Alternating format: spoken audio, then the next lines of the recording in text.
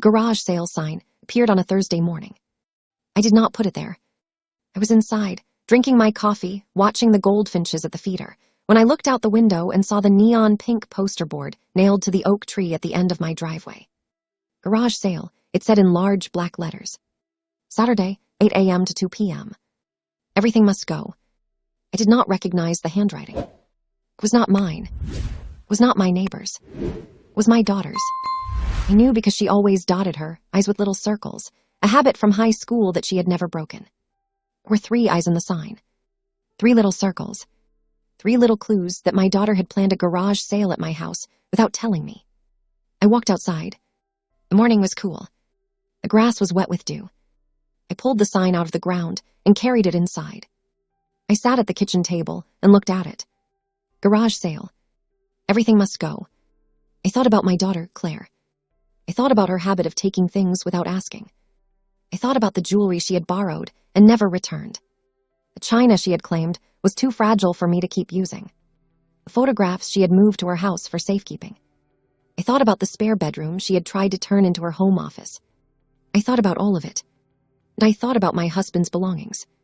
His fishing rods in the garage. His books on the shelf. His tools in the basement. His clothes in the closet. His watch on the nightstand. His wedding ring in the small wooden box on my dresser. Everything must go. Everything. Including him, apparently. I did not call Claire. I did not text. I did not cry. I just sat there with the sign in my hands and felt something settle in my chest. It was not anger. It was not sadness. It was something colder. Something that felt like the end of something. The end of my patience. The end of my silence. The end of letting my daughter take whatever she wanted because I was too tired to fight. I put the sign in the recycling bin. I finished my coffee. I washed the cup. I dried it and put it away. Then I walked through the house. I went to the basement first. My husband's tools were still there, organized on the pegboard he had installed 20 years ago. Hammers and screwdrivers and wrenches and pliers. Levels and tape, measures and clamps and saws. Everything in its place, just like he had left it. I ran my fingers over the handles. They were cold. They were still. They had not been touched in years. Not by me. Not by Claire. But she had planned to sell them. He had planned to sell his things without asking me. Without telling me. Without even giving me the chance to say no. I went to the garage next. His fishing rods were propped in the corner. His tackle box was on the shelf. His waders were hanging on a hook. He had loved fishing. He had loved the quiet of the lake, the patience of waiting, the thrill of the tug on the line. I had gone with him sometimes, sitting on the bank with a book, watching him cast and reel, cast and reel. Those were good days. Simple days. Days before Claire started taking things. Days before I started letting her. I went upstairs to the bedroom. His closet was still full of his clothes. Shirts and pants and jackets and ties. I had not been able to throw them away. They still smelled like him, faintly. Just a whisper of his cologne, his soap, his skin. I opened the closet door and pressed my face into his shirts. I breathed him in. He was almost gone. The smell was almost gone. But not yet. Not quite. And Claire wanted to sell his clothes. She wanted strangers to come to my house and pick through his things and carry them away for pocket change. She wanted to erase him. She wanted to erase me. I closed the closet door. I walked to the dresser. The small wooden box was still there. I opened it. His wedding ring was inside. Plain gold. Worn smooth by years of wear. He had taken it off the night before he died. His fingers were swollen, he said. The ring was too tight. He would put it back on in the morning. But the morning came, and he was gone. The ring had been in this box ever since. I took it out and put it on my own finger. It was too big.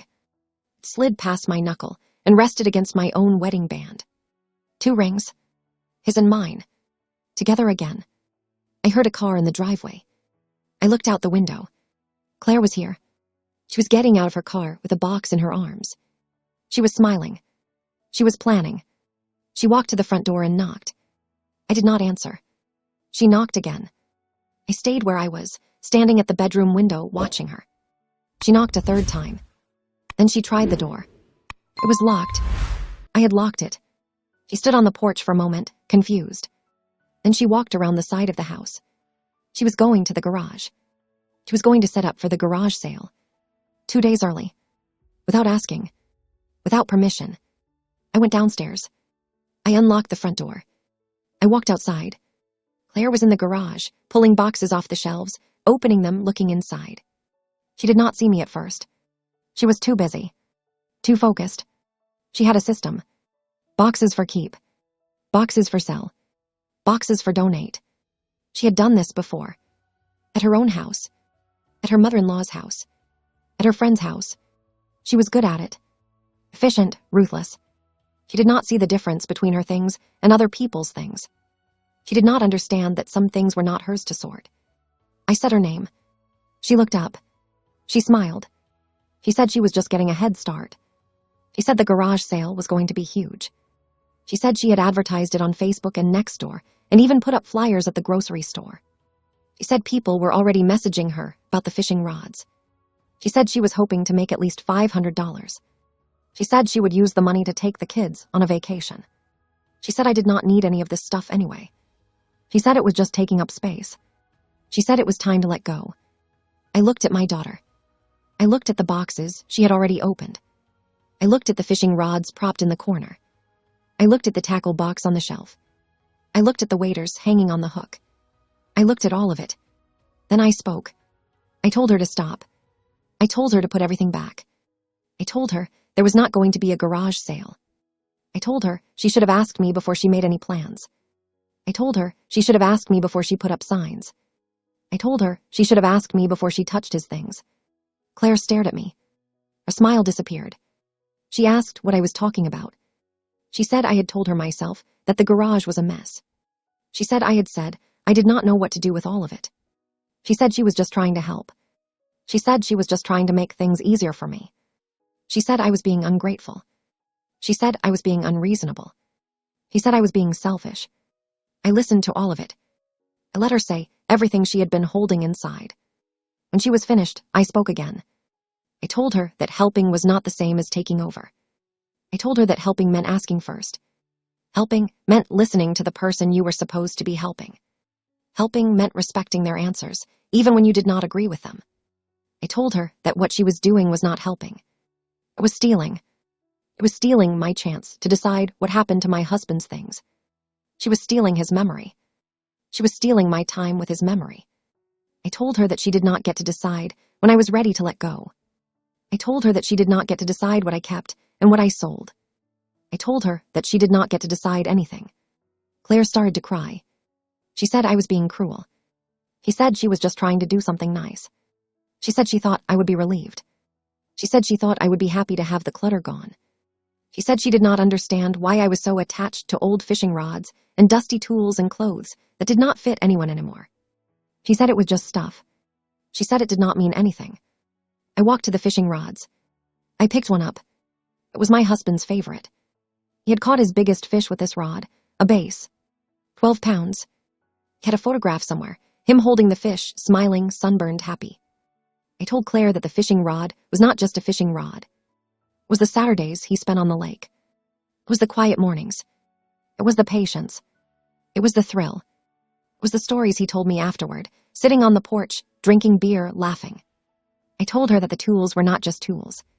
They were the shelves he built for my books, the table he fixed when it wobbled, the porch he repaired after the storm, the house he held together with his hands.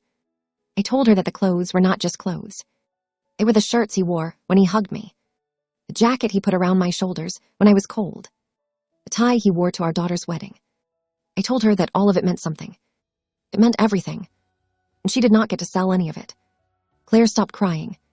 She looked at me. She looked at the fishing rod in my hands. She looked at the garage, at the boxes, at the shelves, at the waders, at the tackle box. She asked what I was going to do with all of it. I told her I did not know.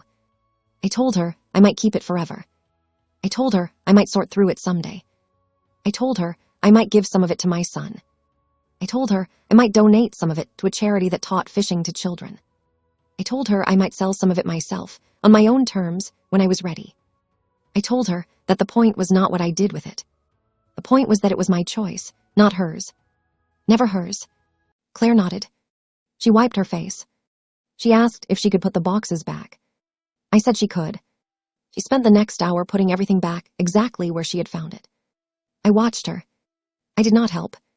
I just stood in the doorway of the garage with my husband's fishing rod in my hands and watched my daughter undo the damage she had done. When she was finished, she walked past me without saying anything. She got in her car and drove away. I closed the garage door. I went inside. I put the fishing rod back in the corner. I made a cup of tea. I sat in my armchair and looked out the window at the goldfinches. The next few weeks were quiet. Claire did not come over. She did not call. She did not text. I did not reach out either. I needed the silence. I needed to think. I needed to decide what I wanted to do with my husband's things. Not because Claire had pushed me. Because I was ready. Because I was tired of living in a museum. Because I wanted to remember him without being surrounded by everything he had left behind. I started in the closet. I took out his shirts one by one. I held each one. I smelled each one. I remembered each one. The blue plaid shirt he wore to backyard barbecues. The soft gray sweater he wore on cold winter nights. The white dress shirt he wore to our daughter's wedding, the one with the stain on the cuff from when he spilled champagne. I folded each shirt carefully. I put them in a box. I did not throw them away. I could not throw them away. But I could move them. I could put them in the attic instead of the closet. I could keep them without having to see them every day. I did the same with his jackets, his pants, his ties, his shoes. The box grew. It filled up. I taped it closed. I carried it to the attic. I put it next to the boxes of photographs and the boxes of holiday decorations and the boxes of memories I was not ready to sort through. The closet was empty now. Half empty. His side was bare. My side was still full. I closed the closet door. I sat on the bed. I cried. Not because I was sad. Because I was letting go. A little.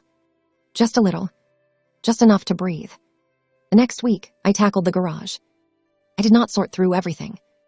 I just organized it. I put the fishing rods in a rack. I put the tackle box on a shelf. I hung the waders on a hook. I swept the floor. I threw away the trash. I made the garage look like a place where someone might want to spend time, not a place where things went to die. I sat on the step and looked at my work. It was not much, but it was something. It was mine.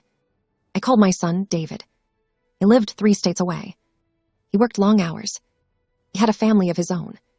He did not have time for his mother's grief. But he answered the phone. He always answered the phone. I told him about the garage sale. I told him about the sign on the oak tree. I told him about the boxes Claire had opened. I told him about the fishing rods and the tools and the clothes. He was quiet for a long time. Then he said he was sorry. He said he would talk to Claire. I told him not to. I told him this was between me and her. He asked if I was okay. I said I was. He asked if I needed anything. I said I did not. He said he loved me. I said I loved him too. We hung up. I thought about giving David some of his father's things. The tools. The fishing rods. The things a son might want. But I was not ready. Not yet. Someday, maybe. The tools would still be there. The fishing rods would still be there. They were not going anywhere. They were safe. They were mine. And when I was ready, they would be his. 3 weeks after the garage sale incident, Claire came to see me. She called first this time. She asked if she could come over. I said yes. She arrived alone. No husband. No children, just her. She sat on my couch. I sat across from her. We drank tea. She asked about the garage. I told her I had organized it. She asked about the closet. I told her I had moved his clothes to the attic. She asked if I was okay. I said I was. She nodded. She looked at her hands. She said she was sorry. She said she had been wrong. She said she had been so focused on helping that she had forgotten to ask if her help was wanted. She said she had assumed that what she wanted was what I needed. She said she would try to do better. I looked at my daughter. I thought about the sign on the oak tree, the neon pink poster board, little circles dotting the eyes.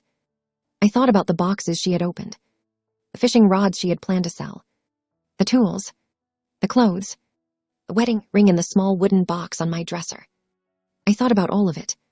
I told her that I accepted her apology, but I told her that accepting an apology was not the same as forgetting. I told her that she had broken something between us, something that would take time to repair. I told her that she could not just say sorry and expect everything to go back to the way it was. I told her that trust, once broken, had to be rebuilt, slowly, carefully, one conversation at a time. Claire nodded. She was crying. I was not crying. I had done my crying already, alone in the closet, holding his shirts, breathing in the last traces of his smell. We sat together for a while. She asked about the goldfinches. I told her they came every morning at 7. She asked about the roses. I told them they were blooming. She asked about the bird feeder. I told her it needed to be refilled every 3 days. She asked if she could help. I said yes. We walked to the garden. I handed her the bag of sunflower seeds. She filled the feeder while I pruned the roses. The goldfinches watched us from the maple tree. The sun was warm. The sky was blue. It was not perfect. It was not the same as before. But it was something. It was a start. After she left, I went back inside. I walked through the house. The basement. The garage. The bedroom. The closet. The attic. Everything was where it belonged. His tools. His fishing rods. His clothes. His wedding ring on my finger, next to mine. I was not ready to let go of any of it. Not really. But I had made a start. I had moved things. I had organized things. I had made space for myself in a house that had felt like a shrine. My husband would have wanted that. It would have wanted me to live, not just to remember. It would have wanted me to be happy, not just to grieve. I thought about Claire. I thought about the garage sale sign. I thought about the boxes she had opened. I thought about the look on her face when I told her to stop. I thought about her tears, her apology, her offer to fill the bird feeder. I thought about all of it. I was not angry anymore. I was not sad. I was just tired. Tired of fighting. Tired of holding on. Tired of letting go. Tired of being a mother and a widow and a woman alone in a big house full of memories. But I was also grateful. Grateful for the goldfinches. Grateful for the roses. Grateful for the tea. Grateful for the quiet. Grateful for the chance to decide for myself what to keep and what to release. A few months later, I had my own garage sale. Not the one Claire had planned, mine. I went through the basement and the garage and the attic. I found things that did not matter.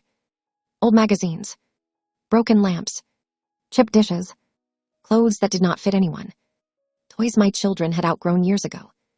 I put them on tables in the driveway. I made signs. I advertised on Facebook. I priced everything to sell. On Saturday morning, people came. They bought my things. They carried them away. They paid me cash. I made $237. I donated it to the local animal shelter. It felt good. It felt like my choice. I did not sell any of my husband's things. His tools stayed in the basement. His fishing rods stayed in the garage. His clothes stayed in the attic. His wedding ring stayed on my finger. Those things were not for sale. They would never be for sale. They would stay with me until I died. And then they would go to David. Or to Claire. Or to someone who would understand what they meant. I did not know. I did not have to decide. Not today. Not tomorrow. Not yet. Claire came to the garage sale. She helped me set up the tables. She helped me price the items. She helped me make change. She did not take over. She did not assume. She asked, "Do you want to price this at 50 cents or $1? Do you want to put the lamps on this table or that one? Do you want me to make more signs?" She asked every time. I answered every time. It was slow.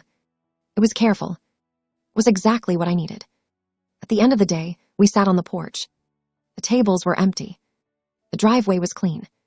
The sun was setting. The goldfinches were settling into the maple tree. Claire asked if I was happy. I said I was. She asked if I was okay. I said I was. She asked if I forgave her. I said I did. Not because she deserved it. Because I needed it. Because holding on to anger was like holding on to his clothes. It was heavy. It took up space. It made it hard to breathe. I was ready to let go of the anger. Not his things. Not his memory. Just the anger. Just the weight. Claire hugged me. I hugged her back. She got in her car and drove away. I went inside. I locked the door. I made a cup of tea. I sat in my armchair. I looked out the window at the garden. The roses were closing up for the night. The bird feeder was empty. I would fill it in the morning. I touched my wedding ring. His wedding ring. 2 bands. His and mine. Together again. I thought about my husband. I thought about the garage sale sign on the oak tree. I thought about Claire.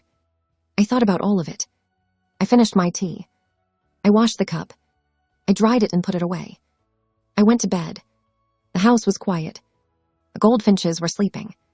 The roses were resting. Everything was where it belonged. Not perfect.